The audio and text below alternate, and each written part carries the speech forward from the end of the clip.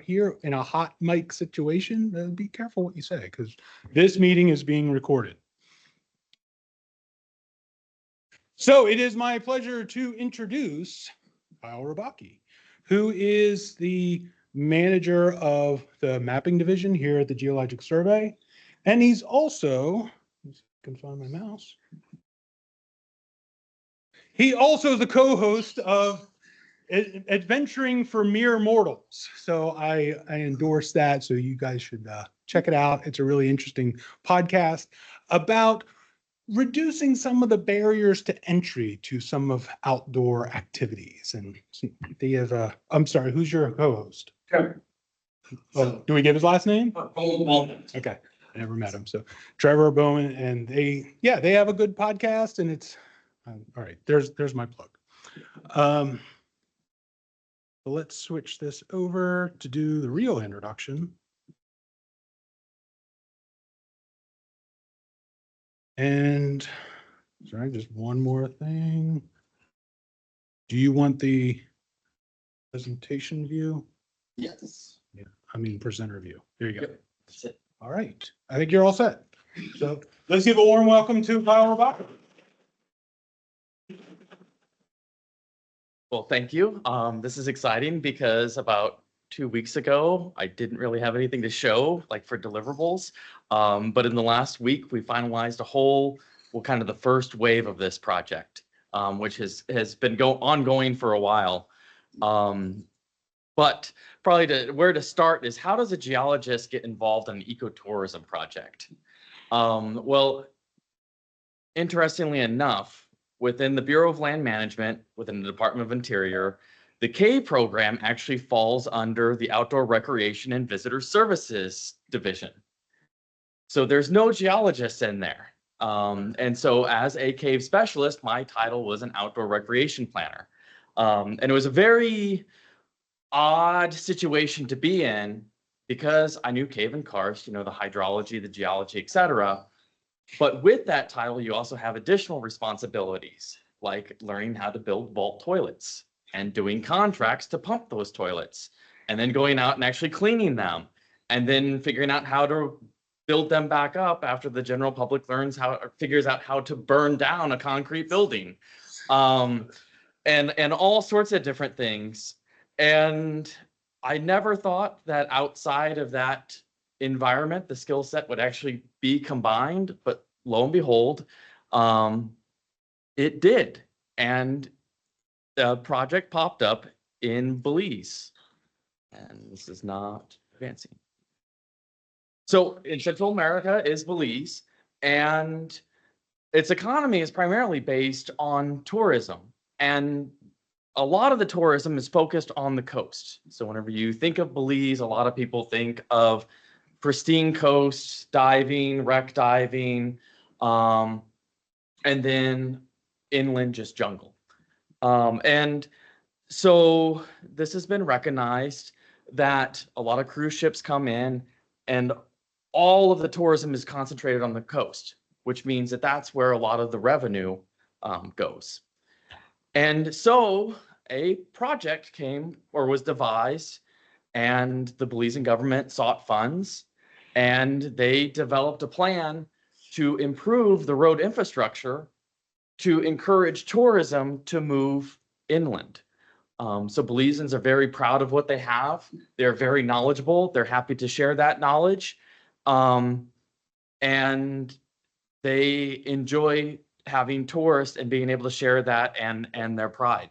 So they secured funds, and the premise was to construct a road, to improve the road that runs from Belize City on the coast out to the Chiquibul National Archaeological Site. And this is one of the most popular sites in Belize. It's one of the largest archaeological sites in Belize. But right now, you can't really tap into the cruise ship, because whenever people come in, you can go do tours, and you can get about to where the bus is, maybe a little bit further inland if you want to do a tour in a day. And that is because beyond that, the roads go from paved to improved gravel to 2-track to basically non-existent. And right now, if you Google it, it says it takes about 3.5 hours. I will say that that is not accurate. It can take you about 3.5 hours to get out to down by Rio Frio, which is San Ignacio. And then once you go through there, you're going through a lot of small villages. The speed limit is about 25 miles an hour on this road. It's actually pretty crazy to drive there because it's double line the entire way and people are zigging and zagging and going all across. But once you get down there to actually get out to where the pavement ends, that's about another hour. And then once you're off the pavement, it's anywhere from an hour to an hour and a half.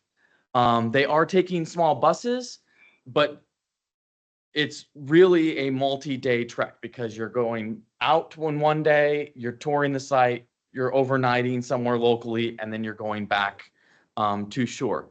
So the plan is to improve this road so that when the boats come in, there can be buses that take masses of people out to Caracol. They can have a nice day, have a nice lunch there. They can get back on their buses. They can go back to Belize City. They can have a dinner. They can get back on the boat, leave port, and everyone benefits. And as I said, Caracol was focused, the focus of this road improvement because it's one of the most spectacular archaeological sites around. And they are continuing to discover these sites. So each of these photos is from a different part in that little archaeological site. And you can climb on these. There's and if you go there, you actually have to have a guide, and you can't have someone that's posing as a guide. The Belizean government actually has a program for tour guides, and it is multiple weeks, and you leave with a certificate. And so whenever you go on these tours, they are taught history. They have to take exams. They are taught geology, and there's a bar that you have to meet in order to be a tour guide. So this is really good because if you build this, more of the tour guides in the inland area have opportunities to lead tours. Now, there is an issue. You know, this all looks good on paper. We're going to move people out. We're going to take them to a pretty awesome protected site. But once you move from the coast outwards, if you look, so Caracol is down here. It's this little box. But basically, once you get from the coast, it's all protected areas. And this is really spectacular that they have so much in terms of protected areas.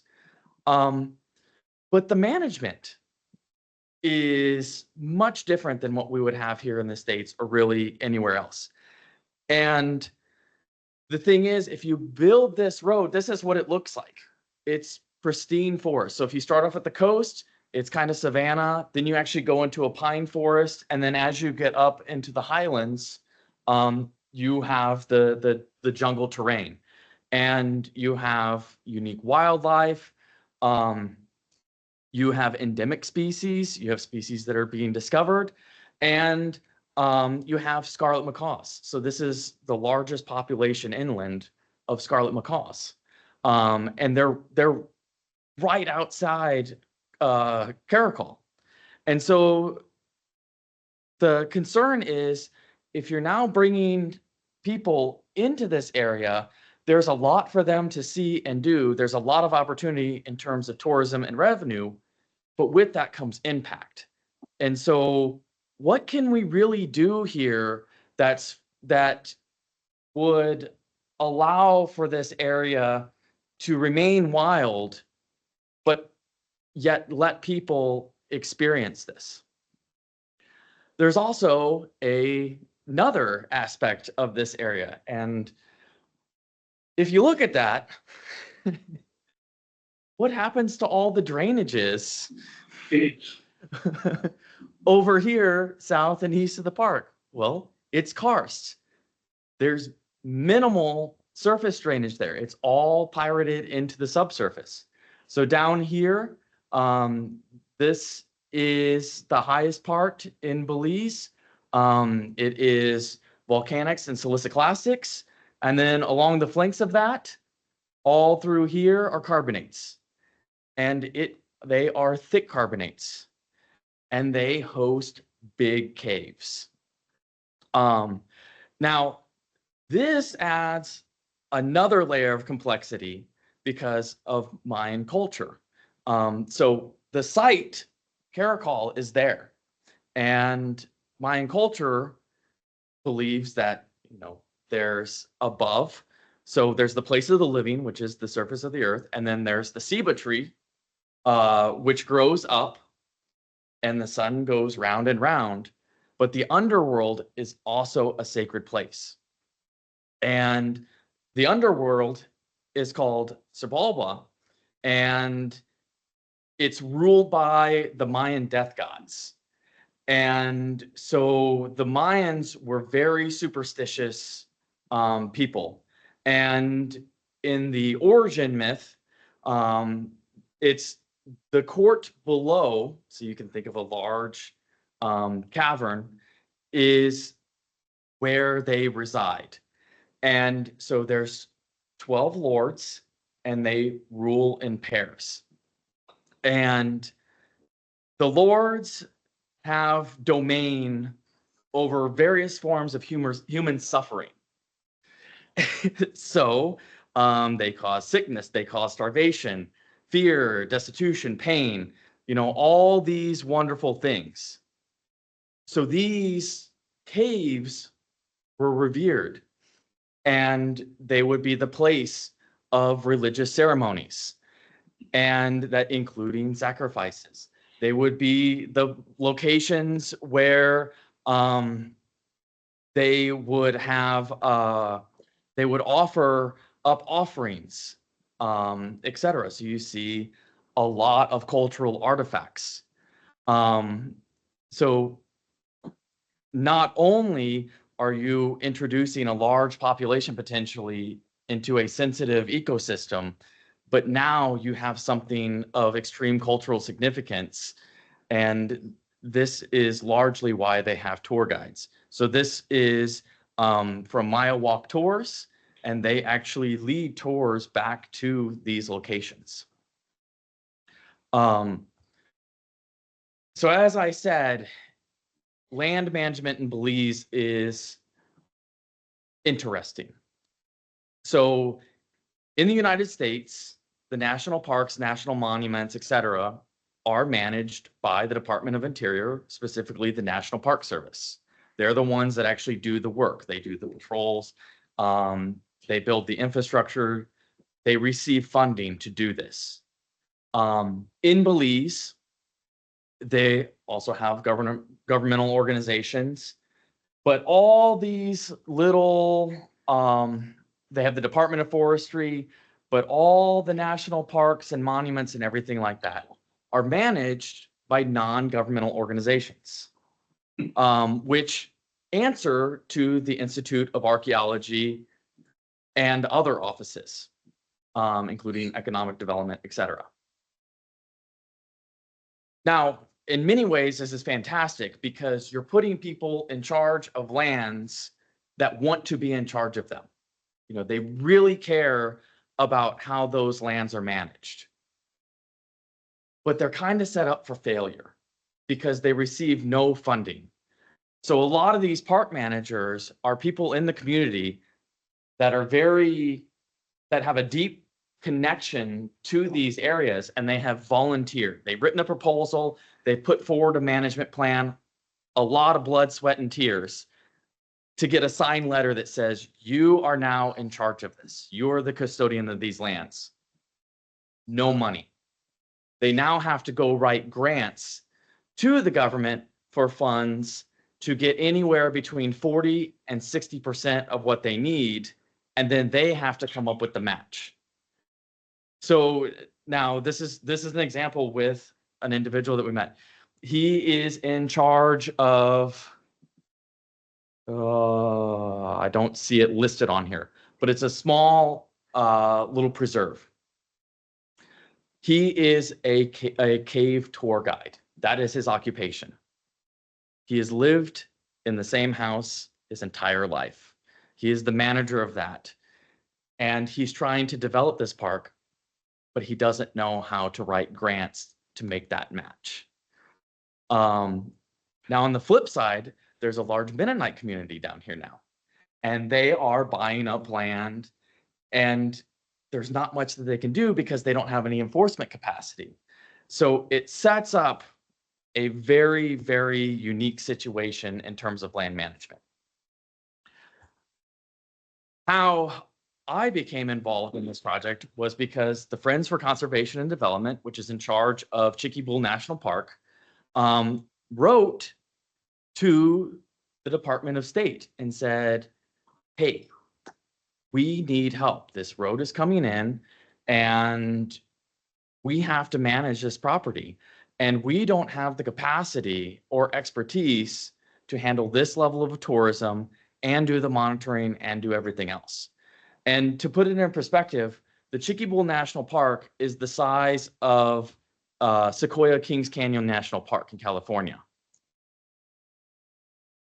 Until last year, the FCD hadn't seen a growth in their staffing levels. Because of this project and all the work that they were doing, they now have a staff of 45 to do the whole thing. To add on to that, they're not just managing a national park, they're also managing an international border, because I don't know if you've ever looked at the map on Google, but the border between Guatemala and Belize is actually dashed. And that is because it is a disputed international border between the two countries. Guatemala says that they actually own further into Belize. Belize says, no, this is where the border is supposed to be.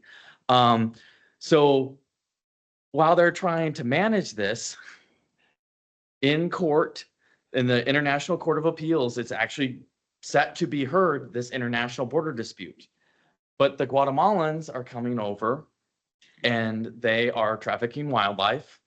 They are doing illegal timber harvesting, and they're actually setting up farms on the Belizean side of the border. And it is the park rangers from FCD, in addition to the Belizean government and the police force, that are responsible for making, actually the park service, the park rangers are the ones that have to escort them out of the park to take them to where they can be arrested, put into and heard in court, and then it's decided what's going on. So this isn't like a national park. This is like Border Patrol and National Park Service rolled into one. But the Department of State reached out to the Department of the Interior through the International Technical Assistance Program and said, hey, we need how our FCD needs help with the execution of their cave management plan. They don't have the expertise. They don't have the capacity. Can you provide some training? So back in 2020, actually it's 2019, we were all geared up to go and COVID happened. And so we did a lot of trainings virtually, but it was a very small team, a team of 3. So Jim Goodbar, retired BLM, Gretchen Baker, National Park Service, and then myself. I'm taking the photo. That's why I'm not in the photo. But what we were asked is, in preparation for this road to be built and this influx of people, we need to, number one, do education, outreach, and interpretation. And can you guys help us with that? So that was the original task, making and helping them kind of design these displays so that when people are going to Caracol, they drive right past their visitor center, and actually making this operational. Well, we go out there and we realized quickly that there was a lot more to do than just that. And so this became very concerning, that you can have a lot of people coming in a very short period of time, pretty much daily. But as most projects do, this got delayed. Got behind on funding, et cetera. And we were like, okay, that buys us some breathing room. And we strategized for the next technical visit where we could actually assemble a bigger team and come out. Well, you know, when one thing happens, two others, you know, pop up. So in the meantime, it was discovered that since this road was going on, there was a lot of property changing hands now for lodges and to support this tourism to where people could make money so that people could stay. And then we also got word that around, like in the middle of the national park is a forest reserve, and that the leaseholders for the timber rights were starting to ramp up operations and timber in the area, because the more that they would be able to timber now, when that road was built, the faster they could get it to market. So everyone was ramping up now for the development of this road. And in the interim, the ITAP program actually went and talked to Guatemala and Mexico because of the Mayan site, and they stood up a program called the Protected Area Management in the Selva Mayan Forest. And so we were the Belizean team. We got a wonderful project manager. So before, we had a project manager, but she was also the deputy chief. So she was splitting time between the two. But we got a project manager that kept us on point, and we assembled a larger team. And we went back in the spring with more gear than we had before. And we have Savannah here. She's the archaeologist. Gretchen's the ecologist. And we actually brought a cartographer, so Kyle Boyles. Now, the fun thing about this is we've known each other for years through caving. But these two had caved together, maybe 20 years ago, I think is what they said. And we've done a bunch of cave rescue stuff together. But this is the first time that we actually came together on a project, despite being on a lot of projects together. It also caught interest because the caves are managed by the Institute of Archaeology because of all their cultural significance.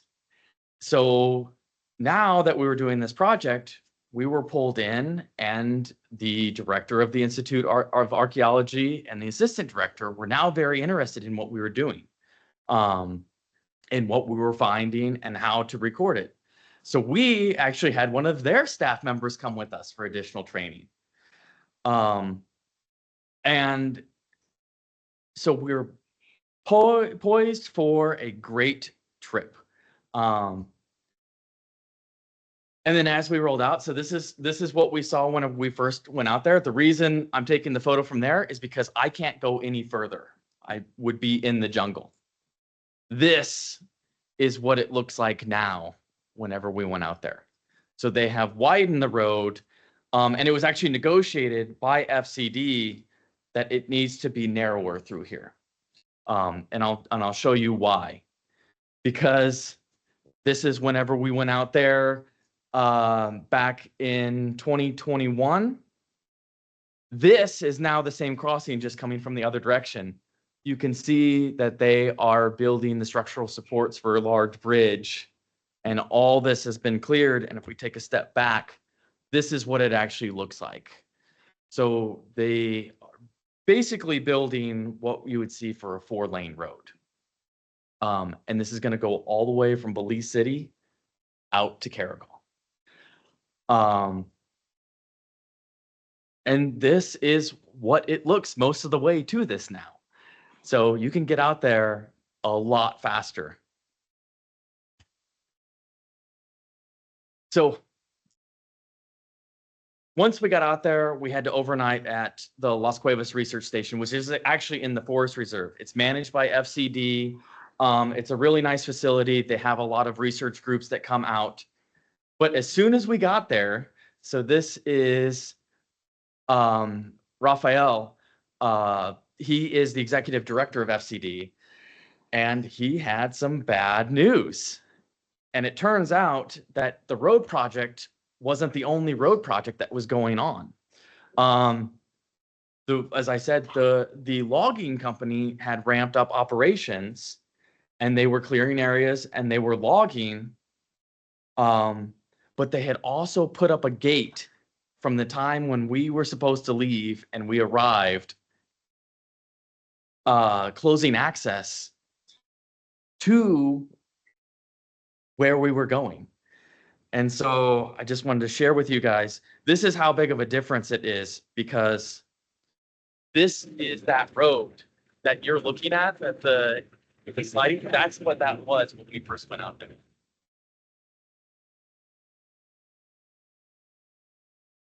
So yeah, can't go. And this is where the management structure kind of breaks down, because FCDs does not have the authority to go in and say, hey, you have to remove that gate. They have a right to those timber or that timber.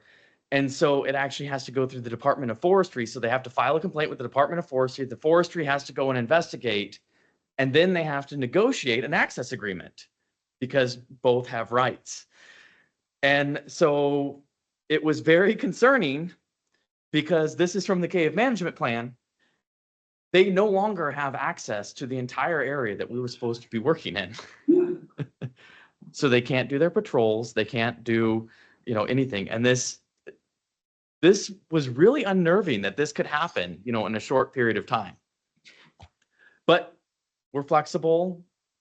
We did a lot of training and classroom work in the meantime, because the park rangers went out and found an old logging road, and over 3 days, they cleared it by hand. And so this is the new access that we had to the site.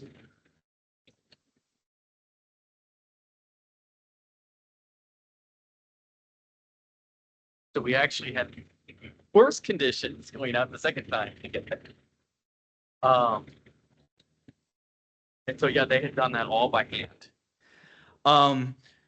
Once we get to the actual place where we're going to hike into our camp, we get intersected by folks from the logging company about how we're not supposed to be there, how they have rights. And it's this whole dispute. The gate went up because they said that the rangers were tearing up their road. And so it was preservation. But it was the rangers quickly diffused the situations, and everyone with smiles going into, the camp. Lost in the jungle. Gretchen had been there before, so she knew what was going on. It was all smiles until we actually set off, and the team members that hadn't been there before realized that, oh, there's no actual trails. It's bushwhacking. So for an hour and a half, this is Diaz. He's the chief law enforcement ranger. His pack, about 100 pounds. Because we're carrying everything for 10 days. And this is the condition. These are the field conditions. So what do? You go out, you set up camp. Once again, they cleared this out all by hand. The camp that we had previously, was more bad news. There was a windstorm, completely came and took it out. So we had to erect a new one. But once you get there, what do? Well, you immediately go in and start looking at what has changed and what hasn't. So the last time we visited was right on the edge of the rainy season. The water was up. We knew that the water would be down. So we immediately went in to see what we could actually access this go around. So this is one target, was we don't know how the water levels actually fluctuate in the cave. We know the general direction of how things flow, but we don't have any real data on how quickly it responds to surface conditions, water quality, etc. So Gretchen's installing a data logger, and then, of course, that's our high-tech way of exploring the downstream passage.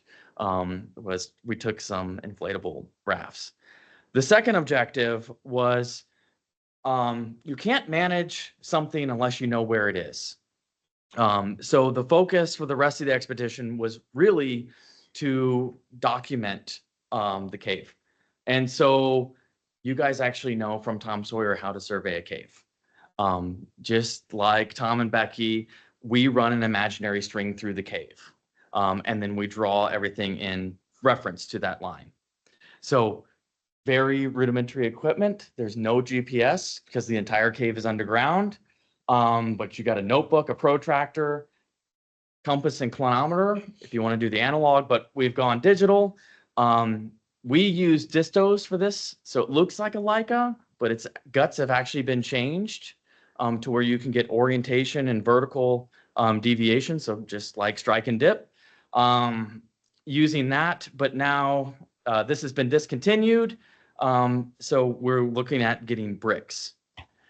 But just like a well header, you have to have where you are, what you're doing, who did what. And then we have special data sheets. So we name our stations. We have the distance between the 2 points. We have the azimuth. So what's the cardinal direction between the two? We do front and back sights because if you shoot one way and then you shoot back, it should be 180 degrees off. So this is a way to field check how we go. The vertical angle, how steep was that shot? Again, front and back sight. And then the L RUD or L left, right, up, down, we actually get passage dimensions. And then we use that, so basically we're going through a cave doing this. So what you do, you take that data and then you actually have to create a sketch. So this is the plan view. And so there's station A0 to A1. You draw on the line, you draw on the floor details, and each station you just keep adding to it as you go through the cave. Very slow, very tedious, very mentally draining. And then on top of that, you're also doing a running profile and cross sections for each.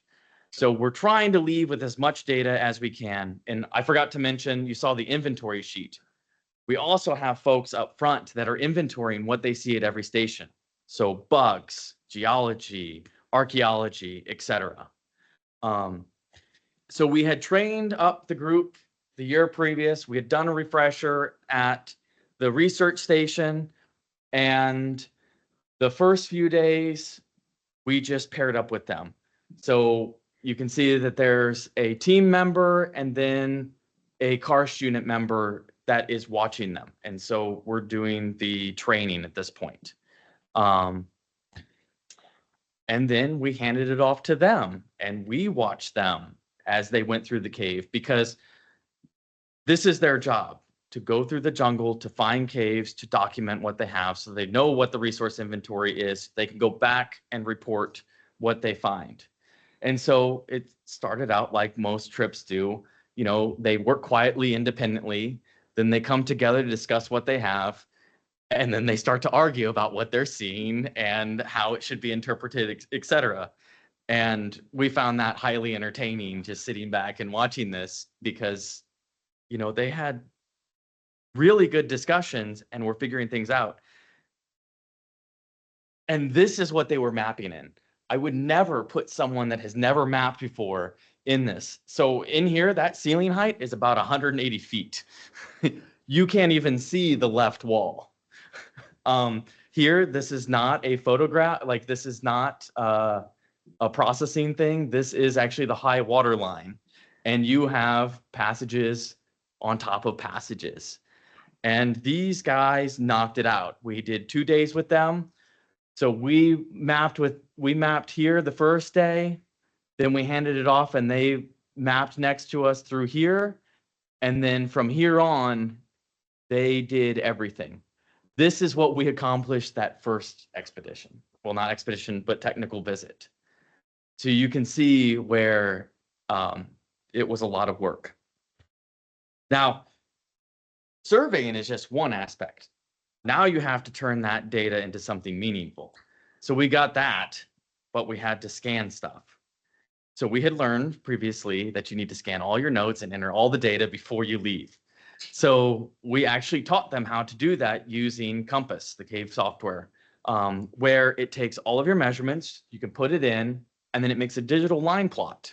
So the same thing that we have drawn in cave is now digital.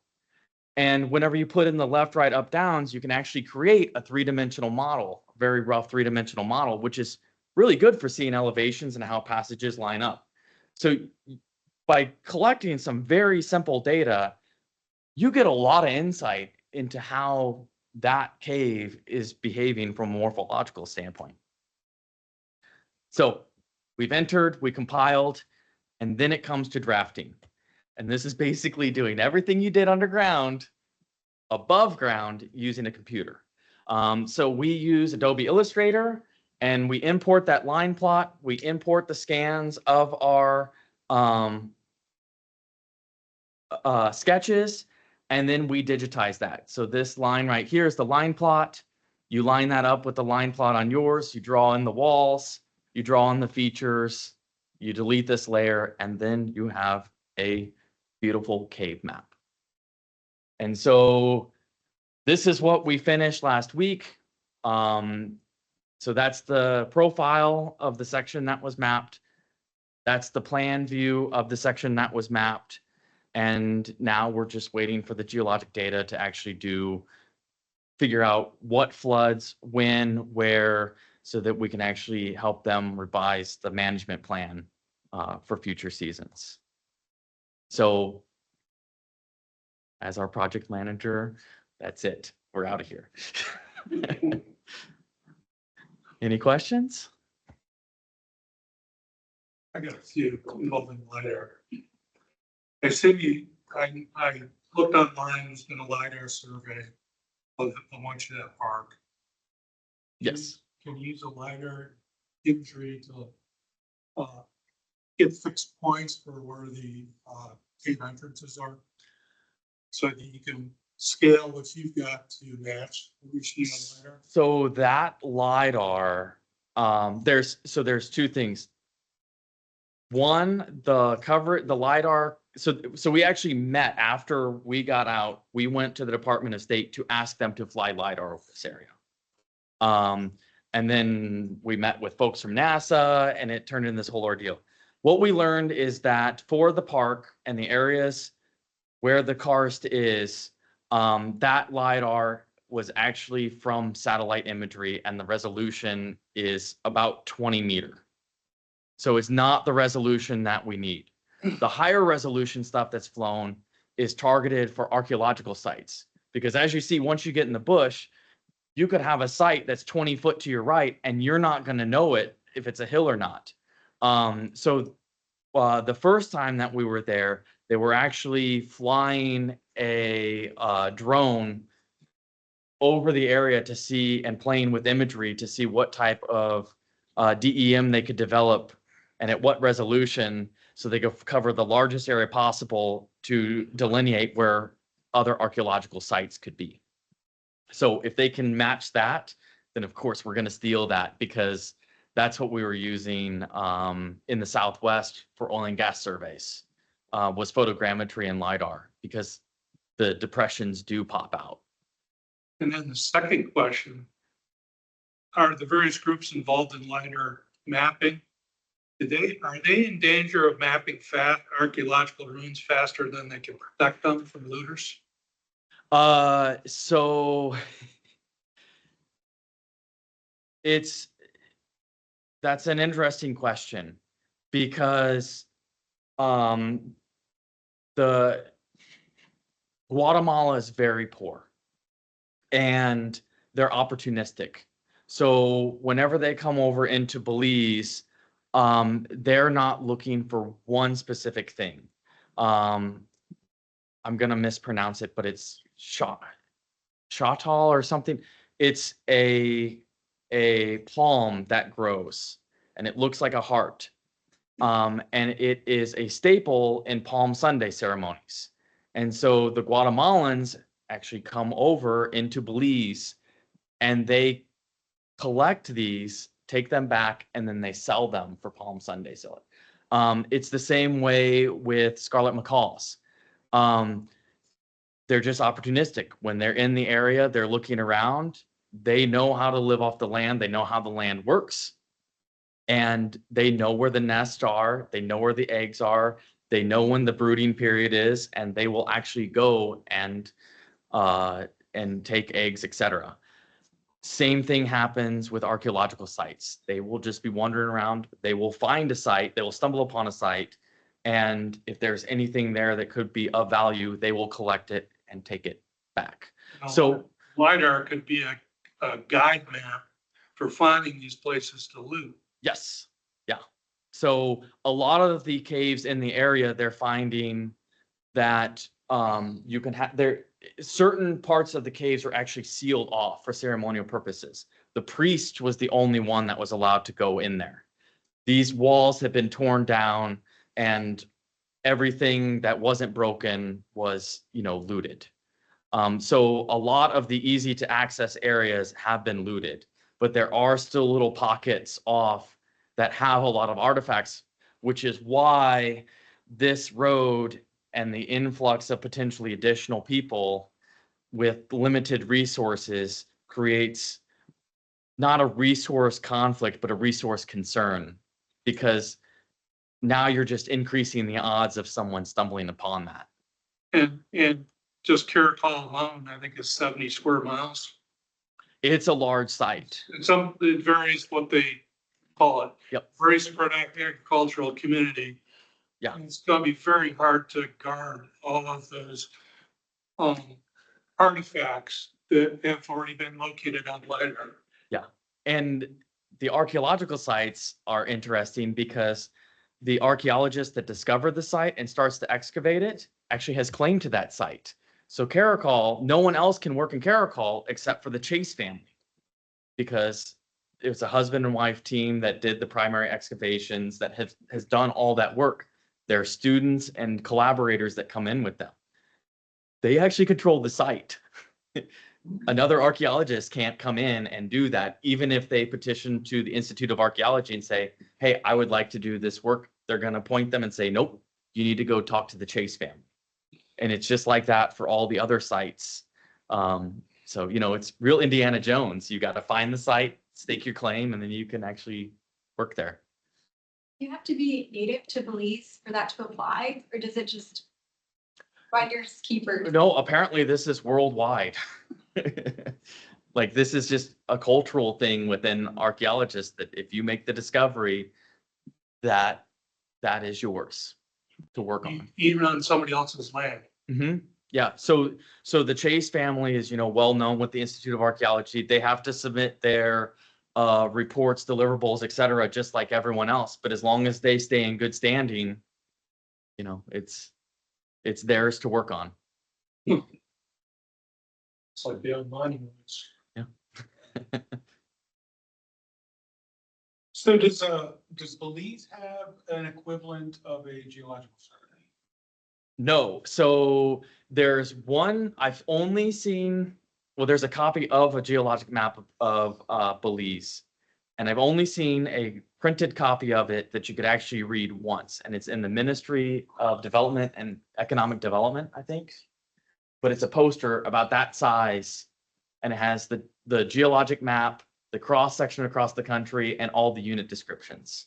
God. They've posted it online on their website for download, but the resolution is like 200 by 300 dpi or something like that. You can't even read it. I sent Jody on that little quest earlier, just asking, hey, is this located anywhere other than on their website and printed on their wall at their building? That you couldn't find.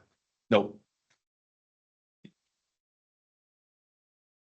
So encountering like the gate situation, that sort of thing has happened to me. I'm curious, like, especially since you guys were informed of it right away, like a lot of times when a situation is met, there are maybe extra fees that involve. Is that not an option in this particular case? No.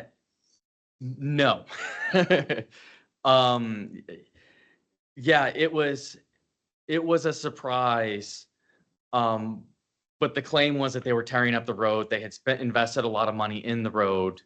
But actually, this guy right here, he works for the Institute of Archaeology. He is a compliance person. So that's like the last person you wanted. to see. And I think it had been some time since they actually went out and did an inspection. So he was going back out right after we were there to see what was going on. Because when we went back to the Institute of Archaeology and we kind of told them this and we asked them, well, what's your protections? You know, like, can they log right up, you know, and into a sinkhole and through a sinkhole? And they were like, yeah. And so that's been ongoing is the Institute of Archaeology, right after we left, jumped on drafting a management plan for caves, where there's going to be buffers around features just like archaeological sites, to minimize the influx of sediment, etc. So it's actually, you know, by just doing this sort of work, being able to demonstrate what is underground and showing it to them, they were actually pretty quick and nimble to respond. So that should actually be coming out soon. But yeah, that was. Yep. Just out of my own curiosity, bushwhacking through the jungle like that, how many bushmasters did you run into? We didn't see any. Good. But I will say that both times Diaz here was our armed escort. And every night he would go on patrols and check, because in this area, the week before they did have an encounter where they actually, and the remoteness of this is it took them 3 days from where they found the guys to get them to a road to where they could put them on a tractor to drive them to the end of the road where a truck could pick them up to take them down to the town, so they could sit in front of a judge. But they were armed. They immediately put down their weapons. But yeah, so I mean, that was a concern because Diaz likes to play games, and he would like to get off the trail and see like how close he could get before I could notice him. And he can get pretty close, I'll just say that. What's next? Do you have any plans to continue this work, go back? What's going on with the project and then you personally? Yeah, so with the project, we have submitted all the deliverables. I did not have anything archaeological on here. So that's another layer that we did all those surveys. Our final report was over 500 pages of all the data, all the sites, etc. That was turned into the Institute of Archaeology. The plan is to continue this work from the scope of it's going to be expanded and become a concerted effort between Guatemala, Belize, and Mexico to conserve these sites, to protect the resources, and have some cross collaboration on these efforts. Personally, I do not have any trips planned to go back. Kyle and Gretchen, Kyle's planning on going back in January or February. He's been there before. He wrestles alligators or crocodiles inland. So that river, there's actually crocodiles in that river. So, you know, something else to worry about. And then Gretchen does a caving expedition in another area every year. So she'll be going back in February too. So, and then as a side project, we started talking with a lot of the tour companies and their RCARS groups and building relations with them so that whenever we are in country, if they have projects that they need help with, we can provide support and give them the data. Because like I said, you know, it's a tour guide that is managing a national preserve. and they don't have the expertise of mapping the caves. They have great memories of how the cave is and where things are, but they don't actually have the capacity to map the cave and be able to demonstrate to someone, hey, this is what we have and this is where it is. How big was that cave you showed the map of as far as this? Oh, so that was about a little over 1.5 miles of passage that was mapped. Chiquibul is the longest cave in Belize. It actually goes into Guatemala, and it's about 52 kilometers of passage. So it's a lot. That whole drainage, or that blank area, all those drainages that you see go into the cave and into Guatemala. Available, or is it proprietary? No, it's proprietary because of the cultural significance. So Yeah, so those figures that you showed today, how were you able to, this is all secret stuff. yeah, so that, and it's from the management plans that were posted publicly. So just like in the United States, whenever you have a management plan, it has to be put out for public comment, review, feedback, and stuff like that. So everything that was presented here was presented in a public forum. Did you take the animal pictures? No, I did not. They were so cool. Ellen wants the cat. I do want the cat. Okay, any questions online? Seems quiet. Any further questions? How does the whole international thing work, right? Because I assume that this province goes into Guatemala and Mexico. Mhm.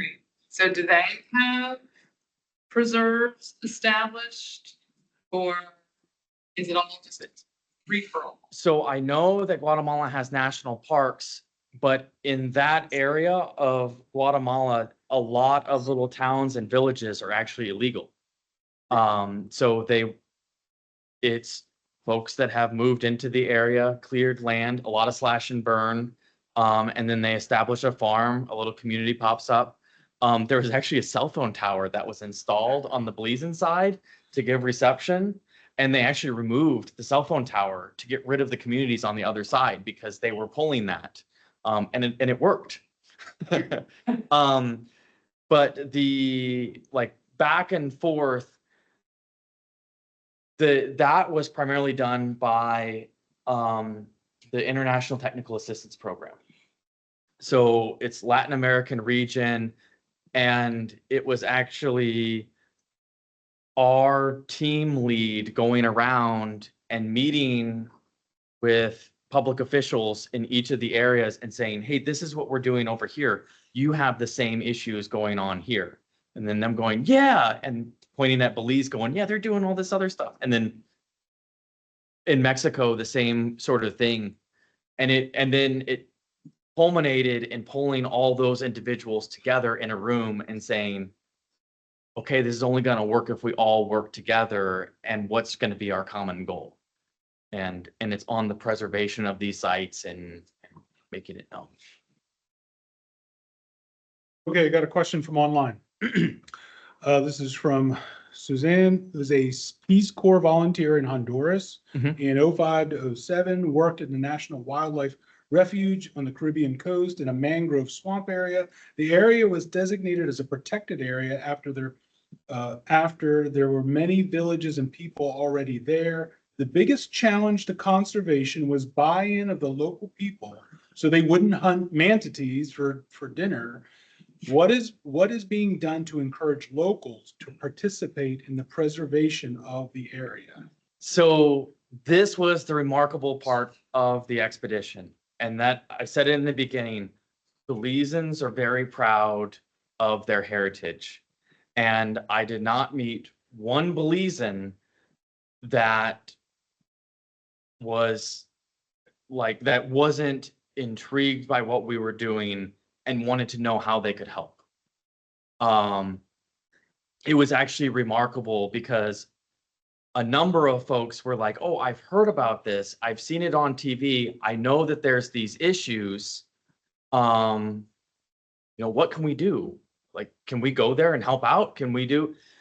And like, I'm talking like the guest house owner, you know, like, "Hey, can we go out and help out with this?" So there's already a lot of buy-in for the protected areas, which, like I said, those protected areas are there because of locals that want to protect it. In this case, the issue is having that border right there and the influx and the juxtaposition of incomes, and a lot of those coming in, exploiting resources, and then taking them back out of the country.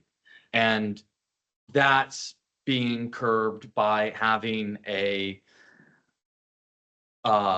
presence along the border that is known, and like not letting people off the hook. You know, it will go through the judicial system, and it's not that a letter is going to get you off the hook, type of thing. So it sounds like the people are well educated about the issue and their economic situation allows them the luxury to conserve local resources. Yes. Yep. Any other questions? Let's give Kyle a hand. And some concluding